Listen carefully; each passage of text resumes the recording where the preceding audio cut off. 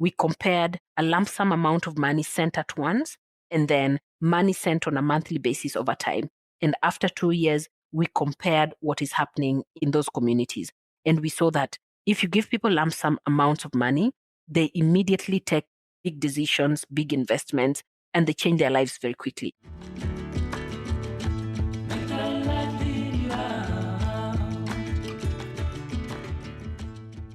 My guest today is Caroline Teti, the Africa Director of Recipients Advocacy at the nonprofit GiveDirectly. Caroline wore her first pair of shoes when she was 12, being raised in a small village 250 kilometers west of Nairobi, Kenya. In this episode, she muses on her journey from extreme poverty to a leader at GiveDirectly, where she helps to safely and efficiently deliver hundreds of millions of dollars of cash directly to families just like the one she grew up in.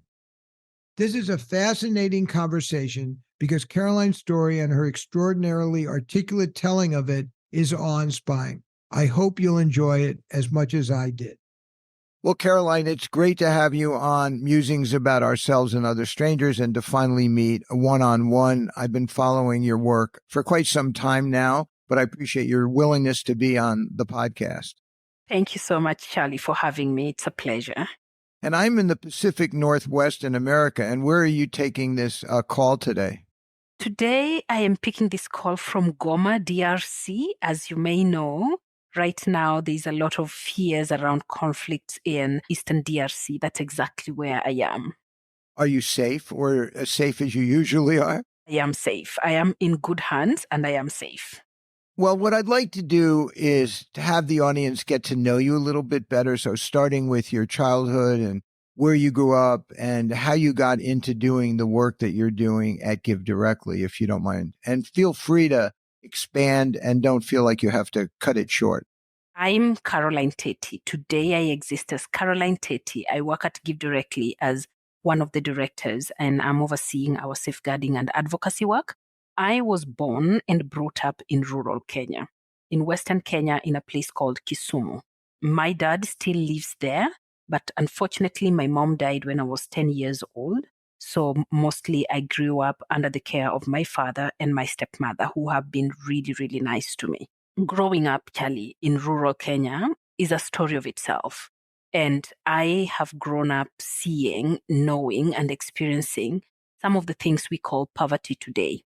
As I grew up, I can tell you that it didn't occur to me that that was actually poverty that I was living. I was just making life happen. My parents were trying to make life happen. We work in the farms. We look for food. Sometimes that food is not there. We climb trees of fruits that my dad has grown. We take the fruits, go back to school. Actually, if you asked me, the first time I wore a shoe was when I was 12 years old, as I was going to join high school.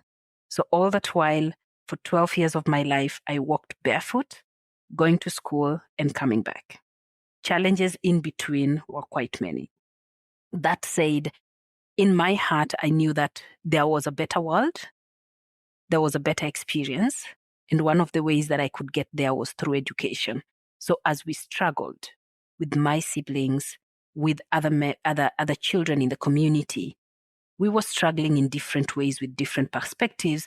Others ended up differently, worse than they were when we were kids. But I knew in my heart that there was one thing that I had to work for, which was getting myself out of this situation through very, very focused education. So I really took my education seriously. In everything that I was doing, education was a very important milestone for me. Every step that I managed to take, it meant a lot to me in terms of just rewriting my life story and changing the life of my family, my siblings, and living a better life in future. Why do you think education became so important to you at such an early age? Was it your parents? Was it something you came to on your own? One is my parents. My parents believed a lot in education. My dad himself was really, really valued education, and he encouraged us to go to school. And the fact that my dad was, living with us in the village was not a factor of him not going to school. He went to school, he worked a bit, but he lost his job. He was retrenched at some point when I was 11 years old. My mom died when I was 10. My dad lost his job when I was 11. I know that my dad knew what it meant to go to school and the value that it came with. For me, also leaving home every day and going to school, I could see in the village that there were very few career people who I was interacting with. So in the villages, the careers that you'd interact with mostly would be teachers, nurses, police officers, because those are the work cadres that would have to be deployed up to the most remote parts of the country. And one denominator that they had in common is these people had to go to school. So you would ask, if you want to become a teacher, what do you do? The first thing you'd be told is go to school first. I knew that there was something about going to school that was very, very important. I think the other advantage that I got was that going to school at a very early age gave me an opportunity. Mostly in Kenya, in high school, people join at 14, 15 years old. I joined high school at 12, so I was 2 years earlier than my age mates. And that also gave me an opportunity to start learning things very early and form that perspective in life very early. And your friends in the village, most of them stopped going to school at some point. How many of your friends were able to continue on into high school?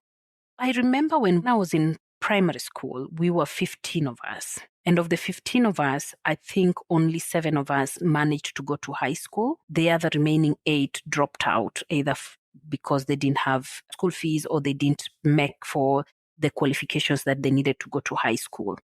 Of the ones who went to high school, if I remember today, it's only 2 of us who are in formal employment. And I know that I have 4 of my colleagues who we were with in primary school who have since died. They died young, as young parents. They're no more. What were the causes of death? Was it something related to illnesses that could be treated if they were elsewhere? Or? Yeah, most of them died out of treatable illnesses. One woman died out of intimate partner violence. She died in the hands of her husband. You went to high school, and then what followed on from high school? Because you continued on with your education. I went to high school, and luckily I also did very well, and I got admission into university. My admission into university actually was the reason that I stepped into the big city for the very first time. I had never been to the big city. So my first time visiting Nairobi was when I was going into university. And I remember going into university to register. I didn't know where the university was. I didn't know a relative. I didn't know any place I could stay. And my home was 254 kilometers from Nairobi. So it meant that I would take a night bus, go to the university, get there very early in the morning, and make sure I do everything that I needed to do in that day to submit my admission documents and get back to the next night bus the same night. So I did not have to look for a place to sleep or someone to take care of me. And I just had to go back home. Long story short, I managed to study at the university, got a bachelor's degree in English and literature and education, proceeded to be employed with the government of Kenya as a teacher in a high school in one of the villages, taught there for 4 years, after which then I proceeded to go to, actually resigned from my teaching job to go for further education. I enrolled in Nairobi again, did master's in development communication at Daystar University in Nairobi. While at Daystar, I started cutting my teeth in the NGO sector, working with an organization that was actually, I was literally an intern mobilizing people to come in for trainings. You see, the way people are invited to do trainings, I would literally be sent to walk all over Nairobi, walk from office to office, talk to people, ask them if they could accept to take this training, could they pay it? And that was my first stint in the nonprofit sector. After that, I went in to work with a parliamentary network where I was coordinating parliamentarians in Kenya to promote youth and women's reproductive health rights and needs. While doing that, I was also still doing my master's studies at Daystar. When you were working with the parliamentarians, what were the things that were successful and what were the big challenges you faced in working with these individuals, if there were any, which I imagine there were? This was very young in my career. I was, I think, about 24, 25. The role actually involved mobilizing members of parliament, 1, to meetings, and 2, to sign off on documents and agreements, and also to pass legislations in parliament to help move the agenda for youth and women's reproductive health. Some of the successes that I can say happened there was being able to secure funding to run the network for a year and a half. And then we also managed to, for the very first time, we had a national youth policy signed off in Kenya. We had the very first reproductive health and HIV/AIDS integrated policy signed in Kenya. During that time, we also had for the very first time a budget line for reproductive health on the Kenyan national budget, which was never there. We managed to have these members of parliament go with us into communities to sensitize communities, mobilize young people, teach them about reproductive health, and take resources down to those communities. Those for me were real successes. At that time, what was the average age of women's first pregnancy? Around that time, we were really struggling with, number one, sexual debut among girls was starting at around 14 years. At 18, 19, women had already had children. To be sincere with you, Charlie, I also got my first baby when I was 18 years. So I knew what this meant. I got a baby when I was in university. I was married, got my firstborn child, and I was 18. I was lucky in different ways than most girls are, which can be a story also. From the age of 15, girls could easily get pregnant. And most of the adolescent pregnancies were out of wedlock, abandoned with those children to take care of them. So that became a really big problem. And what it meant is that then girls would drop out of school because of pregnancy. As I told you, girls joined high school at the age of 14, 15. So it means at the age of 14, 15, if you've had your sexual debut, it's also possible that you'll get pregnant around that time, which also means that you'd drop out of school around that time, which means you're going to be struggling to bring up another human being without an income, without a proper education, without a self-sustaining livelihood. So those were some of the things that we were trying to address. So after you were doing that work, you moved into some different work. Can you explain what you did after that? I continued working in the reproductive health space. I moved into another nonprofit that was doing reproductive health, and this was mostly reproductive health advocacy and also reproductive health governance and programming. We designed programs for women in communities. We were in governance for reproductive health. What do we need decision makers to do to change the systemic problems of reproductive health for women in Kenya? I took 8 months in that job. And then I moved to another organization where I was managing a program, a water and sanitation program for rural primary schools in Kenya. Were you living in Nairobi at that time? Yes. After university, I moved to Nairobi. I was married when I was in university. My husband and my kids were all in Nairobi. Before I went into this work, while I was in the reproductive health space, I also managed to get a sponsorship to take a diploma in gender and human rights in Sweden. So I spent some time in Sweden studying gender and human rights law in the hope that I could advance the reproductive health work and women's rights advocacy. Then I moved into water and sanitation, where we were building both hardware facilities for water and sanitation for schools in Western Kenya. And we were also doing sensitizations and trainings for schools, basically hygiene education. After that work, I came back to Nairobi, work again back into reproductive health. So I went into reproductive health advocacy in the African Union, East African Community, IGAD, the UN, European Parliament, other parliaments in Europe like German, Polish, Netherlands at The Hague. We did a lot of advocacy, which was cross-country, working across about 14 countries in Africa and Asia. So I did that work for almost 3 years. Must have meant an awful lot of travel during that period of time. Yes, that was a lot of travel. Actually, one of the reasons that I stopped working there was because of travel, because I had a small baby, and not small actually, she was just starting her primary school and my travel was affecting her. So I needed to make the decision to get something that could get me closer and have more time with her. So then I went into the deworming space, neglected tropical diseases.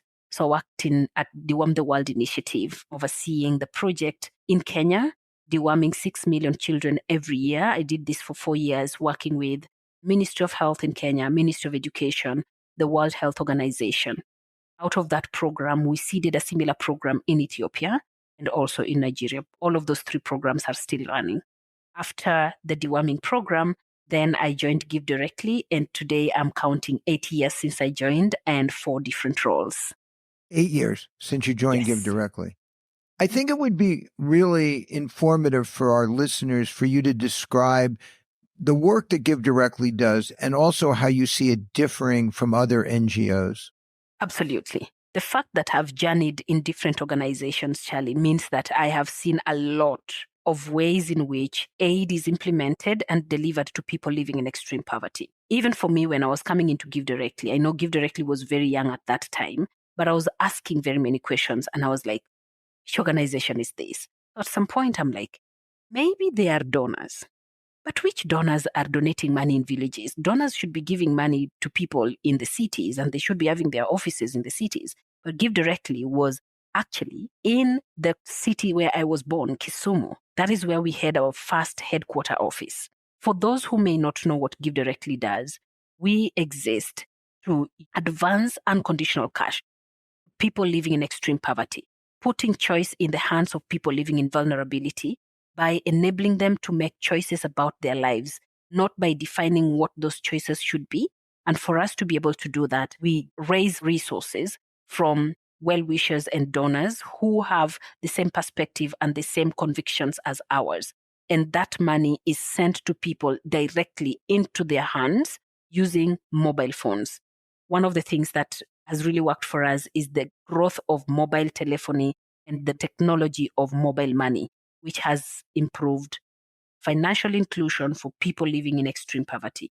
GiveDirectly literally sends money directly in the hands of people living in poverty with the hope that we are giving them choice about their lives, empowering them to make decisions about their lives, and also giving them an opportunity to teach us what aid should be doing better.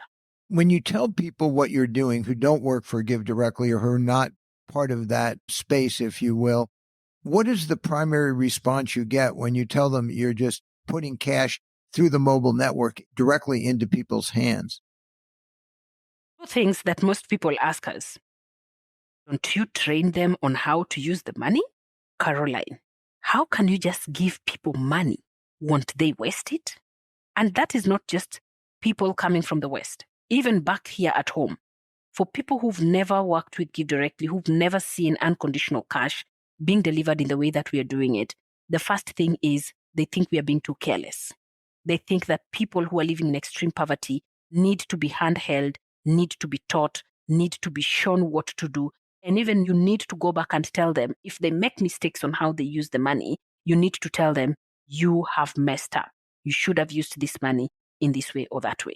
The one thing that is wrong about that, it is the height of paternalism.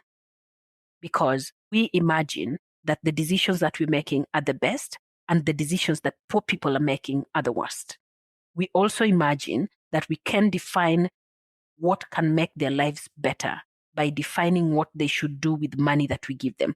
So we literally are controlling them and making them live a life that is, I would say, a manifestation of our mental thinking of what the world should look like. When people challenge you and say, but how do you know this is working? How do you know that people are using the money well? You observe it, but is there any way that you know for sure that this money is being well used? What is your response to that? For people who are coming from Africa, the first thing I ask them is, do you ever send your mother money? Do you ever send your father money? Or your grandmother or your sister? Do you ever send them money? And the answer will be yes. Do you ever ask them how they use? Or do you give them with a note that says, I'm going to send you $100. And this $100, I want you to spend it on 1, 2, 3 things. Do you ever do that? And they say no. And they say, why do you trust yourself to send your mom money and trust her to spend it well, yet you don't trust me to give her money and that she will spend it well? And they would be like, actually, now that you say it, it actually makes a lot of sense. And I'm like, yes, it makes a lot of sense that people who live in extreme poverty also live 24 hours like us. Those 24 hours must be lived with an experience. They have hope, they have dreams, they have choices, but they have an impediment. That impediment is money, which we are never there to give to them. When we do want to give it to them, we give it to them with strings attached, or we define what we need to give to them. We translate the money into clothes, houses, food, medical care. Yet we do not know if all of the people we are giving medical care actually needed medical care as the priority at the time when we're giving them the help. If you're coming from the West, I will ask you, for these many years that we have been doing aid, tell me what has pleased you the most about the successes of the aid industry. There is a lot that is going on. People continue asking themselves a lot of questions, yet poverty continues to increase. And then the next question that I ask is, what would you want people to do with that money? And the first thing you'd hear people say is, if you give them money, you want them to make more money out of that money, so you want them to make businesses. And I'm like, that's where you go wrong. Because you imagine that investing in a business is the only solution that can change somebody's life. So then I would give them examples of things that people have done with the money, which is not business, but which have been transformative. For example, getting cash from GiveDirectly and being able to construct a house, a tin-roofed house. For a lot of people, they say, but why are they building houses? I don't think it is necessary. I don't think it is important. I asked 3 different women who all built houses. And for them, a house meant totally different things. For one of them, it was security for her girls who had to walk in the dark to their grandfather's house to look for a place to sleep. The security of a girl, as you know, is very, very important in terms of life outcomes for girls. So a girl walking in darkness at night means she can be waylaid, she can be raped, she can be killed, anything can happen to her. For a mother, that is enough to cause you sleepless nights. So for this woman, protecting her children was very, very important. And I can't tell you how many donors come out here and say, girl education, girl empowerment, girl safety. But do they know that just building a house for their mother will promise that safety? Nobody ever thinks about that. For the second woman, I asked her, why did you build a house? And she said, right now, I am having my 4th pregnancy. All of them have been birthed at home, which means she doesn't go to the hospital. Now, those are indicators of poverty. She birthed 3 children at home, and she was going to birth a 4th child at home. And all the 3 children, every time she wanted to go and give birth, she would go and beg the house of another woman. She's literally selling her privacy, her very personal, intimate life to the space of somebody else. And for her, being able to have a house meant that for the first time, she's able to deliver in dignity.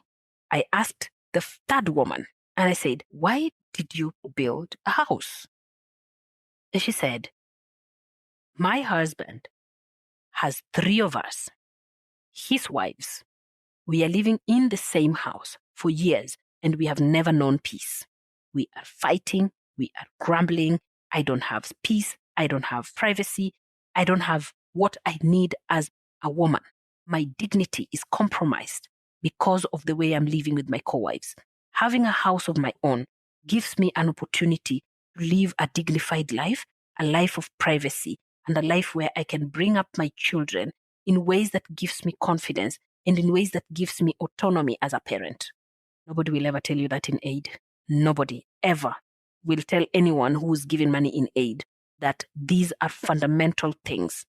And some of the problems we try to address, they're addressed by very simple things. I'm going to tell you a last story of a man who lost his wife because the wife ran away with the children because he was drinking so much he was a drunkard. When I went to that community and I talked to the man and asked him, can you tell me your story? And he said, this money has transformed my life. And you can even call the government officials in this area. They will tell you I am transformed because I left my house every morning and went to drink illicit brews in the village. I came back every evening a stupor. I could not know myself. If I fell in a ditch, if I fell on the road, if I fell on the grass, if I fell in my house, I would fall asleep and tomorrow the cycle begins. Now, what stopped this cycle? Why was he drinking this much?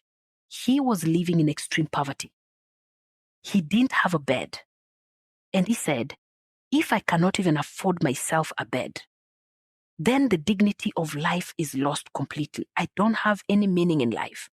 I'm better off sleeping in trenches, sleeping on grass outside, being rained on, sleeping on the floor. It's all the same. Whether I'm inside the house or I'm outside, it's meaningless. When he got money from GiveDirectly, he stopped drinking. He bought a mattress. He started a business. And to date, he's never tasted alcohol.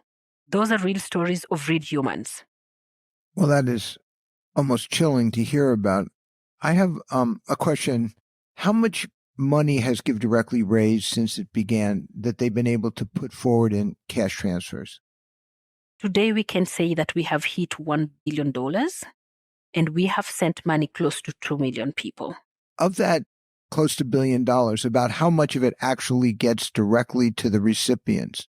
Our efficiency is very high, so it depends from one program to the next. On average, we would say between 85 to 90% of that money gets to recipients, depending on the design and the location of the program. So 15% or less in what you might call overhead.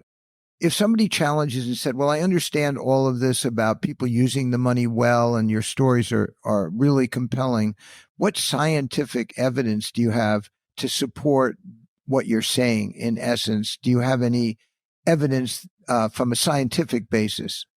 Absolutely. We do have evidence, Charlie. We knew that we were getting into a space where people would have these questions. To date, we have run about 20 randomized control trials asking different questions about unconditional cash, each of those giving us very positive outcomes about things that people do. Just very recently, we have just released a study which was asking questions about sending a basic income to people living in extreme poverty. So we have this project that is going to be sending people money for 12 years, every month for every adult in recipient villages. And we compared a lump sum amount of money sent at once and then money sent on a monthly basis over time. And after 2 years, we compared what is happening in those communities. And we saw that if you give people lump sum amounts of money, they immediately take big decisions, big investments, and they change their lives very quickly. If you give them little money over a long period of time, they save up that money either in groups or as individuals with the aim of investing in bigger projects at a later date, maybe after a year or two of saving. All those 20 randomized control trials to date, giving us evidence and confidence that this is the way to go. And do the people who get the lump sum do better over time? Is that assumption now based upon the evidence, or is it better to give it to them part at a time? So when we gave people lump sum, we saw better outcomes in the lump sum arm, improvements in nutrition, savings. When there was the pandemic, the people who got the lump sum had better life quality. They did not slump back into malnutrition or lack of food or hunger compared to people who just got the same amount of money month by month over 2 years. However, there is something that we are also seeing, that the people who are going to be getting that money over 12 years, even though they'd also just received the money for 2 years, the benefits of these transfers were almost similar to the benefits of the lump sum. Because they had the hope, they knew more money will be coming, they had longer term plans, they lived more hopeful, but also that they continue to receive their transfers even during the pandemic. So there might be a world when we go in later, we might find different indicators or different results out of the longer term one. But the shorter term one, we are convinced that it's not giving as much good as just giving people lump sum. What is the future of GiveDirectly in the sense that if you got all the money you could get, how much money could GiveDirectly use? Because one of the things I hear, and by the way, in fairness to the audience, I know a lot about GiveDirectly, but I'm asking these questions because I want the audience to be able to benefit from Caroline's direct knowledge. So some of these questions you might say are rhetorical questions, but what do you think the possibilities of scale are for GiveDirectly? We are an organization that believes in taking risks and making big bets. If we could be able to send money to 1 billion people today, we would love to do it. You may know already, Charlie, that GiveDirectly is exploring into use of innovations such as anticipatory action, artificial intelligence, and use of machine learning to help us scale our work as quickly as possible. And we've seen this work in countries such as Togo, DRC, Uganda, Nigeria, Mozambique. And we feel very confident today that if GiveDirectly were to be given enough money to help solve the problem of poverty through unconditional cash, we can be able to build the pipes in a very short time and send money in real time at the touch of a button to 1 billion people in the world. That's our dream.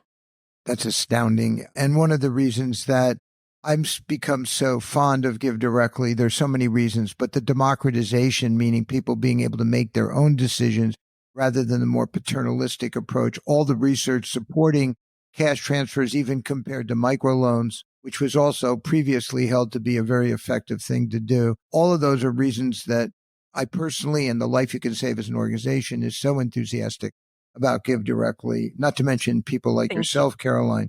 Thank you so much, Charlie.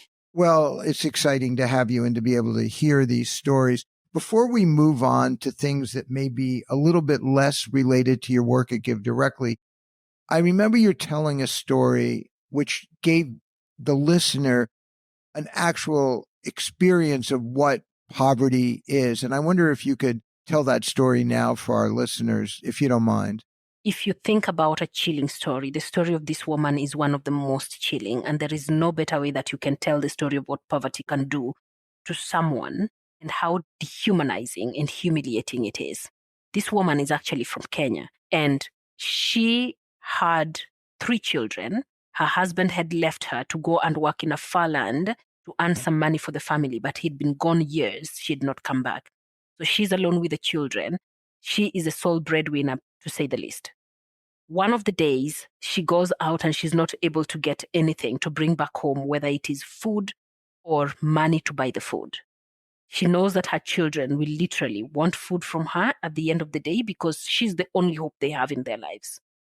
And she knows that they're going to be very direct with her and ask her, when are you going to give us food? And that's exactly what happens when she gets home. It's getting darker.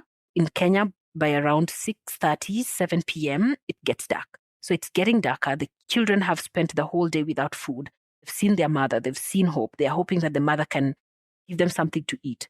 But then they don't see their mother lighting the fire, because when the fire is lighted, you know there's going to be food. But there's no fire. So they ask their mother, Mama, are we going to eat today? And the mother is like, yes, of course. We are eating. Gonna eat today. Mama has come back. And the children are like, nice. Why don't we cook? And she lights the fire, 3 cooking stoves, firewood in, lights the fire, gets her pan, puts the pan on the fire, brings 3 stones, puts inside, covers it, and starts heating. And she heats the fire and continues talking to the children. Why isn't the food getting cooked? We are almost there. We are almost there. Giving hope in a space of hopelessness with nothing to offer. So the children are sitting by her side, waiting for the food to cook. And as you'd expect, they don't have that much energy. They've spent the whole day without food. They're young. It's also getting late. It's time for them to sleep. So they fall asleep by the fire. All the 3 of them. They all fall asleep. And you know what? That's exactly what the mother was waiting for. That they could forget this story about food and leave her in peace. So she goes, takes them out, and goes and tucks them away to sleep. She comes back, turns off the fire, gets the pan off, throws away the stones, then gets the pan back into the house, and she joins her children, and they all sleep hungry. That is poverty. If you ever can think about anything, poverty, and this doesn't turn your head around, this is the poverty we are talking about. This is the poverty where $20 can feed a woman for a whole month. Because she knows if she loses any part of that $20, she's gonna cook stones. That's why sometimes people ask, but what can $30 do? What can $40 do? What can $20 do? It means the world for some people.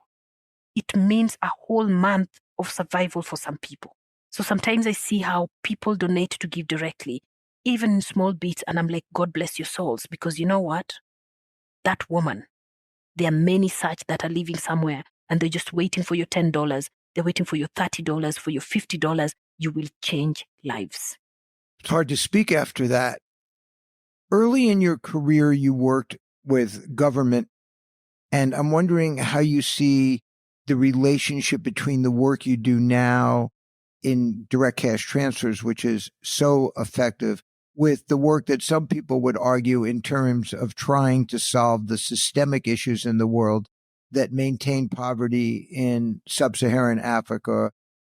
Do you have some ideas about how much effort should be put into systemic changes versus how much effort should be put into raising money for direct cash transfers? It's a very different way of thinking about things or working.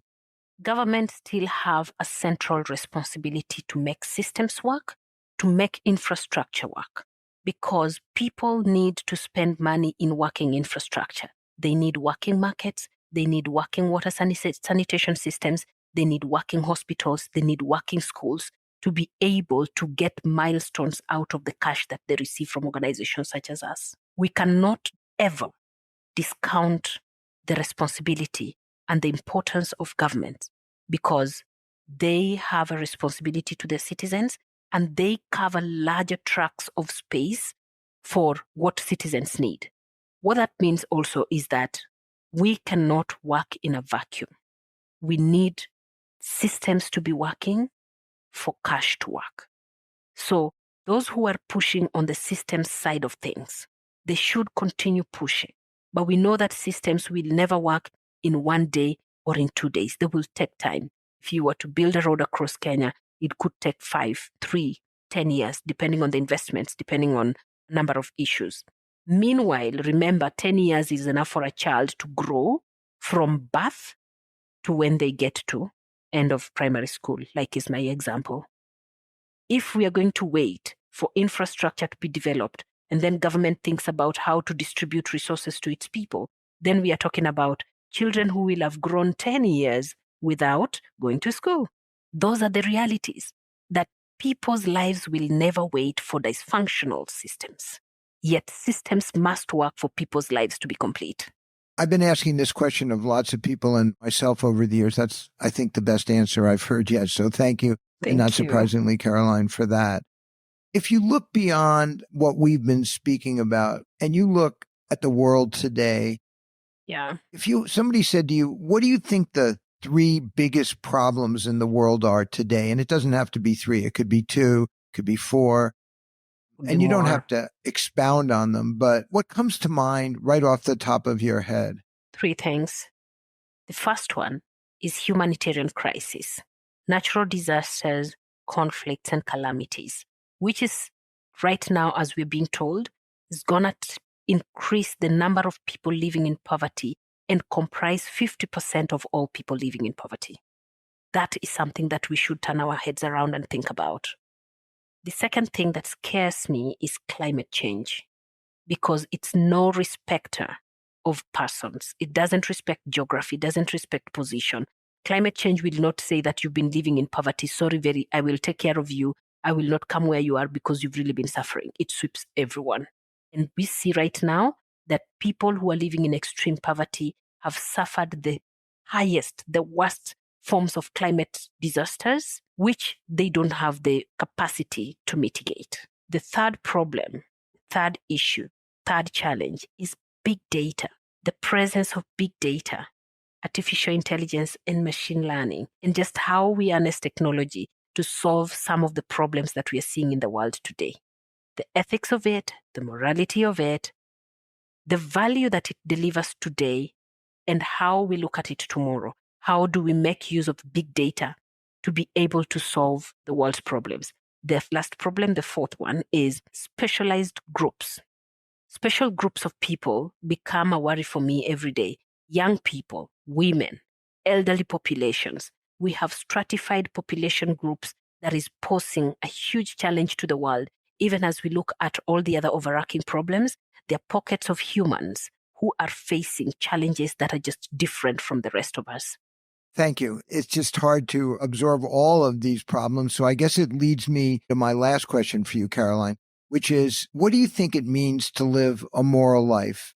Really, in speaking to me as a Westerner, tell me what you think it would mean for me to live a moral life, or really for anyone to live a moral life. Answer it any way you like. And don't hold back. My mantra, personally, as Caroline, I believe being a good human being is moral. And being a human being basically means being good to self and to others. Do unto others as you'd want them to do unto you, and be empathetic of people's situation. Show true compassion. Be ethical in the way that you handle your own life and handle the life of others. If you wouldn't want it to happen to you, don't do it to any other person, and try to help others not do it to others. I think for me that is it. Respecting humanity and being a good human being. I would like to say it's been a pleasure to have you on the podcast today, but it's so challenging to listen to you. I don't know if pleasure is the right word. Your ability to articulate the problems from very personal experience to the macro level is extremely unusual and makes me glad that I have worked and co-founded an organization that supports GiveDirectly, and that my wife and I will continue to be personal donors. And that I hope other people listening to this podcast will have learned a lot. But one of the things that they will learn is that they can give $1 and 85 cents will reach that woman who is currently maybe cooking stones some nights, and will make it so she doesn't have to cook stones. And whether you're going to give $20 for a month food or $1 million to cover many, many more people's problems, the opportunity to do good and to live the kind of moral life that Caroline just described is available to you literally at this moment, and there are no excuses. And I think one of the things that I like about cash transfers, you don't have to wait for the 10 years for that road to be built. You can build a road to that individual living in poverty right away. So Caroline, I really appreciate your being here today, and I look forward to many more conversations with you over the years, and looking forward to finding ways to help GiveDirectly in their amazing work. Thanks so much. Thank you so much, Charlie.